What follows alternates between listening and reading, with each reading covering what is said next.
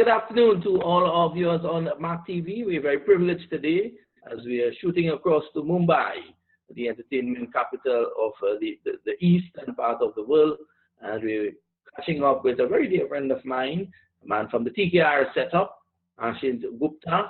And he has kindly consented to spend a bit of his Sunday night with us speaking. It's afternoon time here in the United States and, of course, in the West Indies.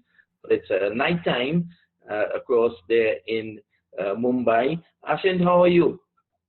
Thank you, Vinod. Thank you for having me here. Really a privilege to come on MAQ TV and share my experiences with you. That's wonderful indeed. Well, as you know, the situation in America is pretty grim in terms of the numbers. They keep climbing with this pandemic, this COVID-19 pandemic. As you and I were speaking last week, and I told you that I'm sure a number of eyes are pointed towards India. Hopefully, someone in India, you're so brilliant in India, the brilliant minds can probably come up with a vaccine. What's the situation in terms of the COVID virus in your neighborhood in Mumbai?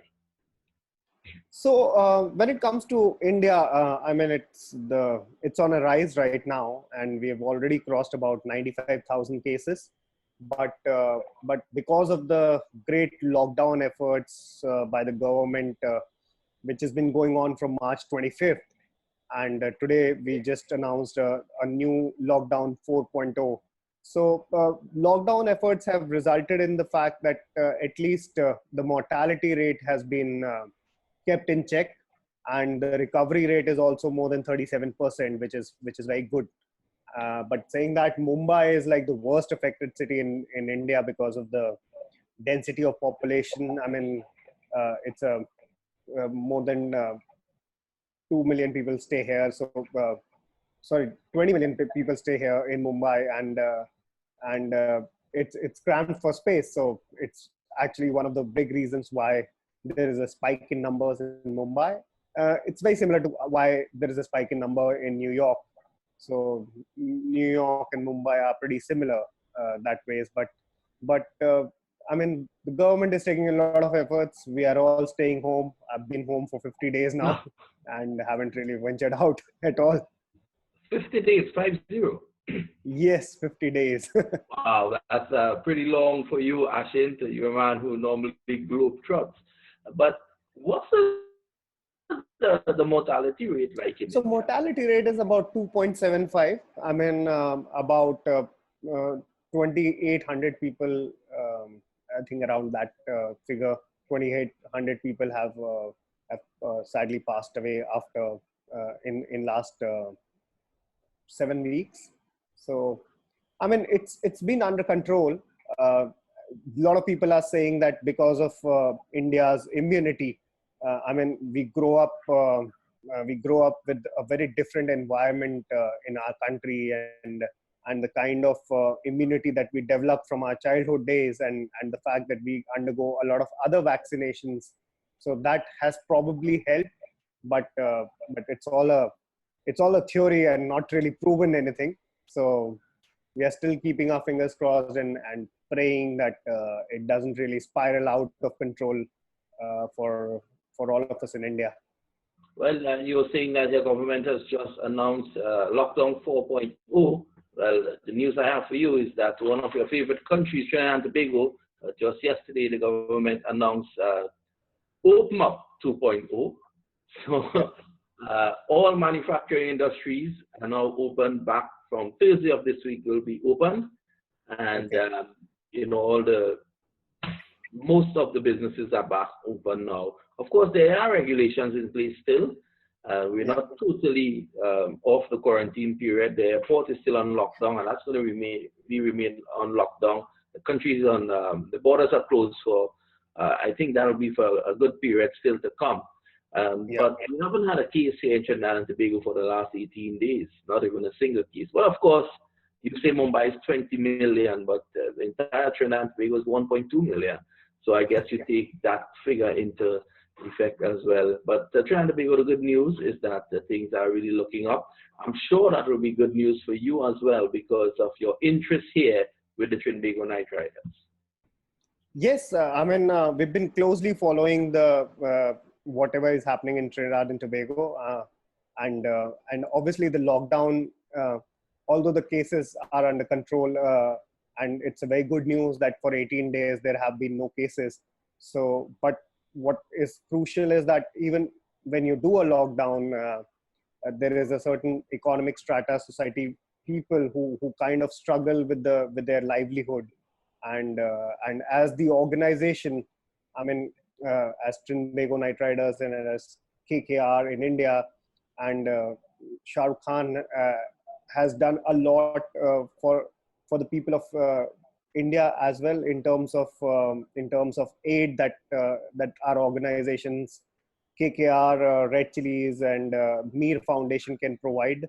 So in a similar way, we wanted to do something in Trinidad and Tobago as well. So what we managed to do is we tied up with the HADCO, and we provided about 1,000 food hampers to the needy people.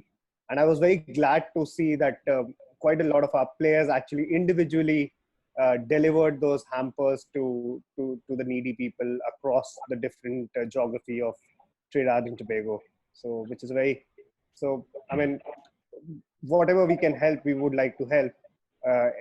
Everything is, I mean, there is never enough in these times, whatever as an organization we can do. But yeah, I mean, Trinidad and Tobago is very close to our heart. So, and everybody there, I mean, the country has supported the team so much in the last few years. So we really feel close to the country.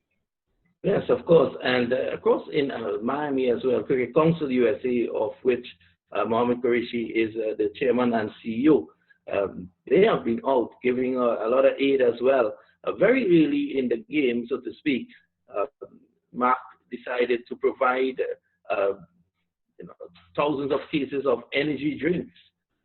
MAQ has a brand of energy drink called T20 energy drink, and there's the Beamer and the Bouncer, and that was provided to frontline workers, because most of the time these guys would have to be up all night taking care of the sick.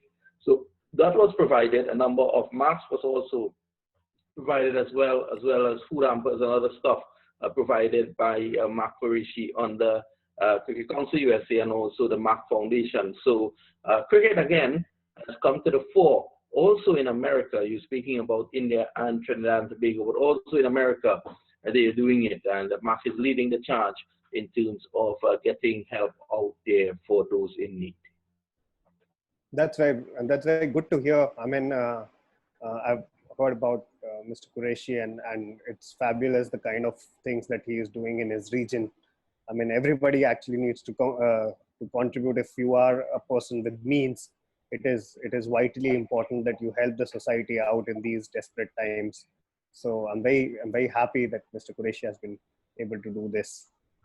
But he has helped a lot with cricket as well. He's you've met him there. He's a very unassuming man, but he has done so much for cricket. He has spent actually, I think, up over $35 million in the development of cricket in terms of cricket grounds, tournaments.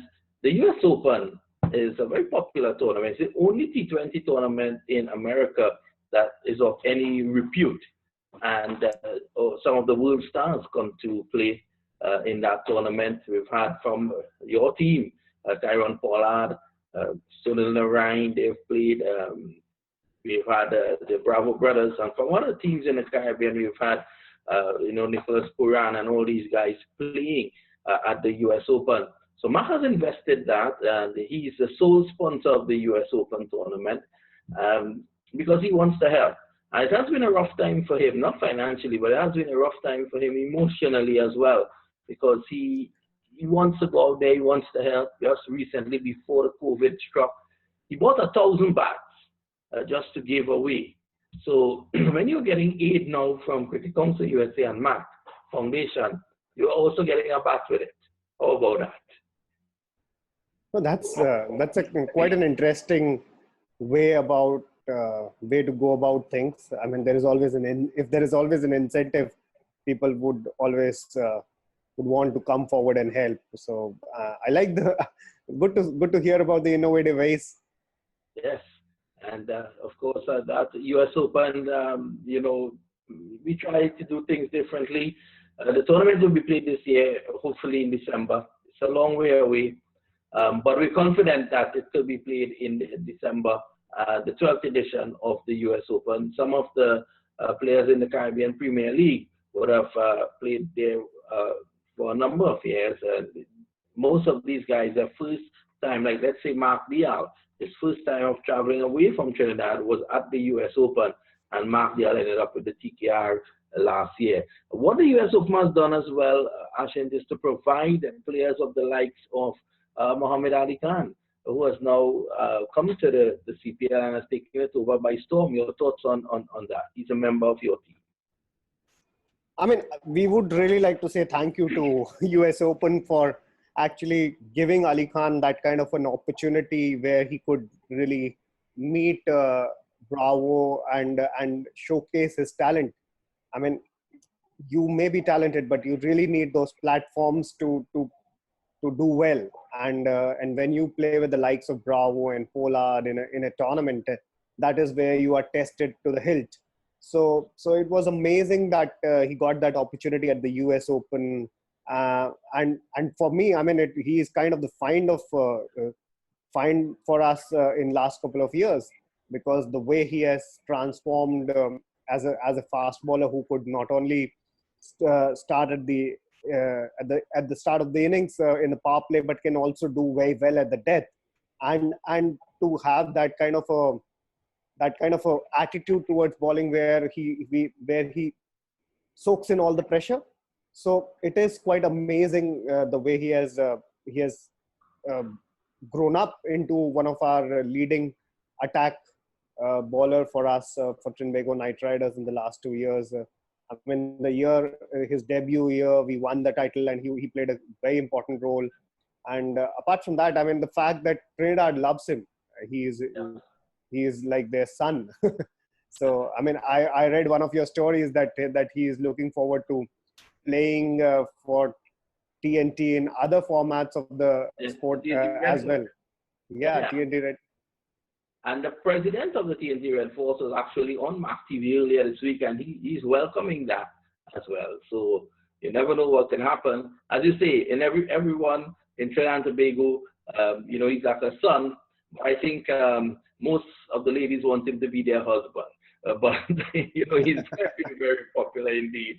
And I think Ali Khan, once he continues, he will ensure that people come through the turnstiles there in Trinidad and Tobago. Even the ladies who don't even really care about cricket, they're going to come to see Ali Khan. Tell me, what's the future in terms of the TKR and the CPL? Well, I know you can speak only on behalf of the TKR.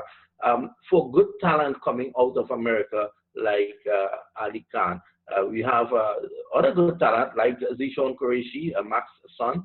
He, you know, he was spotted by Ghana Amazon Warriors. He was taken just into their training team for 2 years.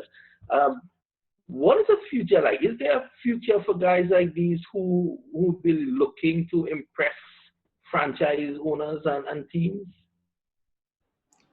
I mean, obviously, as you're aware, that CPL has made it mandatory that you should have an ICC America player in your squad. So, which is a very good sign, because that automatically makes any CPL team to really look for the kind of talent which is available in ICC America, which could be from Canada, which could be from US. I mean, Hamza Tariq was with us for quite a while, and then Ali Khan came into the scheme of things, and at one point of time we had both. So we valued the ICC America so much that we had two players from the region. So I mean, there is a massive scope for everybody who's playing cricket there. The world is keeping an eye on from even the associate nations. I mean, Rashid Khan's story is a. I mean, he played from a country where nobody actually thought that cricket would be there, but to rise up from there and become IPL's #1 bowler. So, I mean, those stories are there. I mean, in KKR, we had Ryan Tendeshkate, who was playing from the Netherlands. So I mean, as far as the T20 format is concerned, all the franchises are keeping a very close eye on the kind of talent who's there, and especially in for CPL in the States and in Canada, every franchise is very excited to look at the talent. And the great thing is that because of the proximity to America, I mean, the players have actually played a fair bit of cricket in Trinidad or in other Caribbean countries. So which is a good factor because they know the conditions already. So which really helps. Like in TKR's case, I mean, Ali Khan was earlier with another franchisee, and then but he had already come to Trinidad to play a certain level of cricket, which really worked for him because he knew the conditions very well, and it didn't take him long to acclimatize to the whole atmosphere of the country. Yeah, that's very true indeed. But just to go back to a point that you made, if is there a limit to the number of ICC Americas players on a squad? Because you were saying that they mandated that you play one, but there was a year when you had two in Ali Khan and Hamza Tariq. Yeah, I mean, I'll have to check on that. But the good thing is that I mean, I think so. The squad stipulation is that you can play 4 foreigners and play an ICC America player. So that's the part of the 11. So I mean, which is the case. So in our case, when I've been in 1 or 2 games when Hamza and Ali both played, so Ali was the foreign player and not the ICC America player. So okay. So that was the case then. Okay, thanks for clearing that up. Just to switch a bit now to you and your blossoming career. Tell us a bit about you and the KKR, how you got involved with KKR before, of course, leading off to all the other interests that the KKR and the Red Chilies brand has. So, I mean, it's almost about half a decade now that I've been associated with the brand, and I joined in 2015. I was a sports producer before that, so I used to produce live cricket commentary and shows for India's leading sports broadcaster, Star Sports. Mm-hmm. So I've been a journalist from 2003. So I was earlier with a couple of Indian newspapers, and then I started working for a news channel, and then I had a long stint of 7 years with Star Sports as a cricket producer. So I was always up and around cricket as a sport, and content was the key factor in my career. So around 2015, I had great interactions with Mr. Venki Mysore, the CEO of KKR and Red Chilies. And during those interactions, because in 2015, the time was changing and the social media was becoming bigger. So it was vital that KKR had a own content team who could do a lot of behind the scene content and can bring fans closer to the team, because when you show that kind of a content, the fans really get an inside view on the proceedings of the team, and they feel much closer because that content is very informal setting content. So it allows the players to directly interact with the fans. So it all started in 2015, and we've been growing as a franchisee ever since.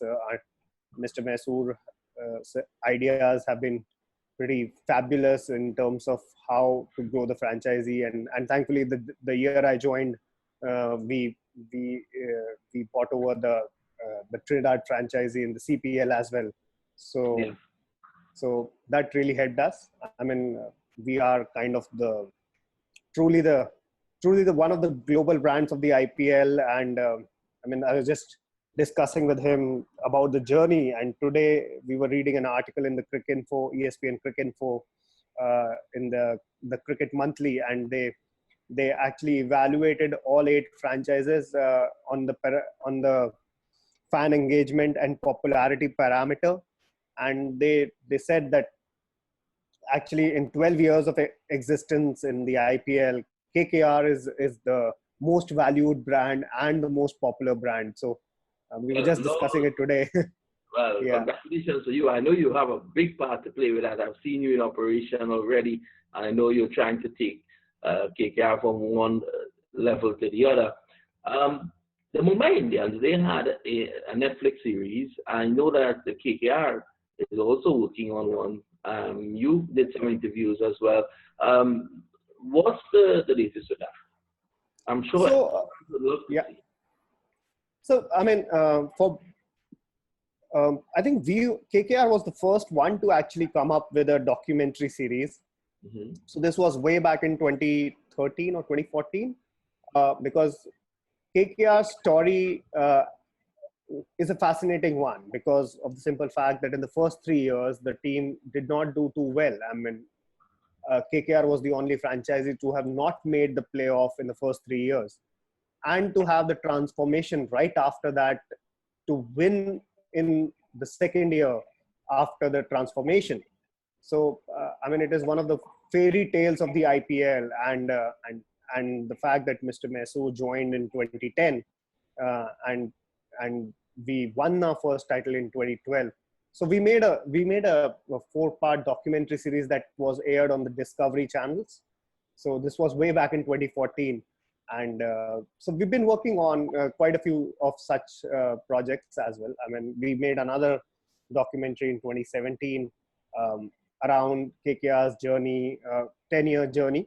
So that was done, and now we are in the process of doing a film on TKR, because I mean, I don't think any other franchisee in any form of T20 cricket in another league have been as successful as TKR. I mean, we have won the title 3 times and made it to the playoffs the other 2 times in our very brief existence of 5 years. So it has a fabulous story. It has a story of patriotism, because Trinidad and Tobago doesn't look at TKR as a franchisee. They look at it as a national team. So we are trying to bring that forward in our film, and the love and the passion that the people have for the team. And I mean, you are aware that in this year's retention, we have already retained 9 Trinidad players. So ours is one of the teams which is made by the local players. So we take a lot of pride in the fact that that our team is a true representation of the feeling that goes around in Trinidad and Tobago. Trinidad as a country is a very competitive country, and they're passionate about cricket. And as a team, we feel really great that we can do justice to the kind of passion that Trinidad has, and that shows and reflects in our performances. And I mean, be it the Queen's Park Oval or the Brian Lara Stadium, I mean, the crowd has always supported us, and it has always been a packed stadium whenever TKR has played. So it's been fabulous that way. Do you have a timeline as to when the TKR documentary will be out? So I mean, I'm waiting for a few things, because what has happened is, because of the pandemic, there are quite a few more interviews that we were supposed to do with Brendan McCullum, and I was supposed to meet him in the IPL and do a longish interview and get his take on the journey, because he was a player for the first 3-4 years, and now he is the head coach. So his interview is the most crucial one there. So, and then I'm also looking at filming a little more once I'm back in Trinidad this year, because we want to get a perspective from the social impact in Trinidad. I mean, get few ministers. I mean, we work very closely with the Ministry of Tourism of Tobago, and we work very closely with NLCB. So we really want to get a lot of other official people to come into the documentary and speak about what TKR means to the country. So that's why I can't really put a timeline to it. But I mean, and we are hoping that, because we were filming last year but unfortunately we didn't end up winning last year, although it wasn't the case in 17 and 18. So I'm hoping that we'll do one more season of hard work on the film, so that and I'm sure, I mean, we will do well as a team. I mean, you know that squad, it looks really formidable. So we're just hoping that we will get a little more. So whenever the season is, as soon as the season gets done, we'll be able to release the film. And do you think, I know you can't answer for certain, but just your gut feeling, do you think that there will be an IPL this year? And also, do you think there will be a CPL this year? So, as far as IPL is concerned, I mean, just today, Mr. Masood did a long podcast with the ESPN Cricket Info, and you would be aware of Sharda Ogra. She's a senior journalist, and he had a very long conversation with her, and he threw some light on the fact that how people are looking at a very different kind of an IPL. I mean, obviously we don't know for sure what the situation would be in a couple of months, but it is improving. I mean, today in lockdown 4.0, it has been announced that the sports stadium in India is allowed to be open now. Wow. So, and they have said that you cannot get spectators to come in, but the stadium can be open. So now that is a very good news for the sports fans, for the cricket fans, because if the stadium are open now, so I mean, whenever the flights are back in place, and whenever the foreign players can come to India, I mean, everybody is hoping that they would be able to pull off a certain kind of a IPL at some point of time in the next few months. And obviously there are conversations going around, and I've heard that ICC is also going to take a call on the World T20 very soon. By July there'll be a confirmation on that. So because Australia right now has travel restrictions going on, so if the World T20 doesn't happen, then obviously that also opens up a window for the IPL. So, but saying that, I mean, all of this is conjecture right now. We are all hoping that everything gets back to normal, life gets back to normal, and this pandemic is over. So that is the most important thing. Right now, everybody is concerned about health of the fans, of the players.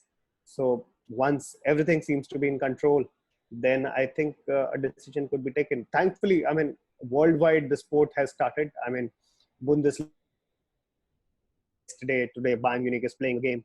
So people are excited about live sport, and good thing is that in next few months EPL will start, and La Liga will start, and Serie A will start. So all these leagues will set a precedence for the other sports to understand how sport can happen, and whether it is working, whether the experiments are working, so whether the social distancing is working despite playing the sport. So all of these things will matter a lot when any sporting body will take a decision in terms of organizing a sport. So but specifically now, how difficult has it been in terms of planning for CPL, given the fact that there is no call as to when it will be played? How difficult has it been as a franchise in this situation to prepare? When speaking to Pete Russell, the CEO of CPL, he was telling me that there could be a situation where this year the CPL could be played without foreign players.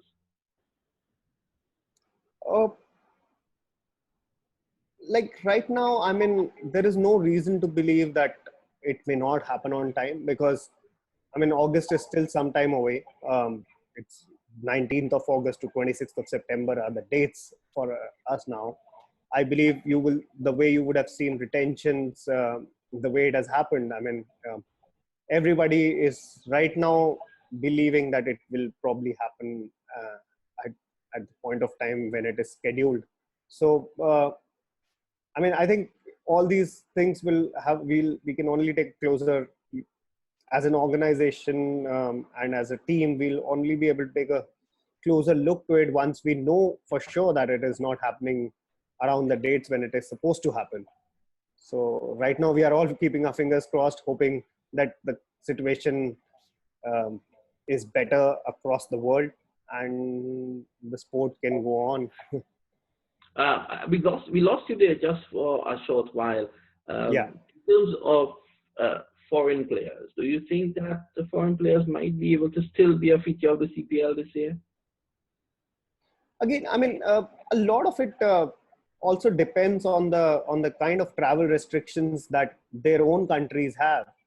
Uh, I mean, till the time, like like for us, New Zealand. I mean, uh, I think the lockdown is over there. People aren't really. The life is kind of back to normal. So we have a Colin Munro in the squad. So I mean, and our head coach is from New Zealand. So I don't know what the situation would be in a couple of months, but we are hoping that whenever it happens, it would be with all players. Well, Ashint, I want to thank you for spending your time here, your Sunday night with us on the MAQ TV. We really enjoy your contribution. I want to wish you and your lovely wife Radhika all the best. She's a dear friend as well out there in Mumbai, and I want to wish Mr. Mysore, also a friend, all the best from everyone on this side of the world. Thanks a lot. Thank you, Vinod. Thank you for having me. Wish you and your family a very safe passage of time in the next few months, and all the viewers of MAQ TV and everybody at the US Open to be safe and stay home and stay safe in the coming few months. Thanks a lot. So you've heard it there from ACHINT Gupta, and he is the communications director at TKR. He was just giving his views on the current situation, the COVID-19 situation, and what is expected, his hopes for the IPL and CPL as well, and giving us a little insight as to his journey into his current position. Keep viewing MAQ TV as we continue to entertain you during this period of the COVID pandemic. Remember, we're all hoping and praying for the best as we move forward with cricket in our mind.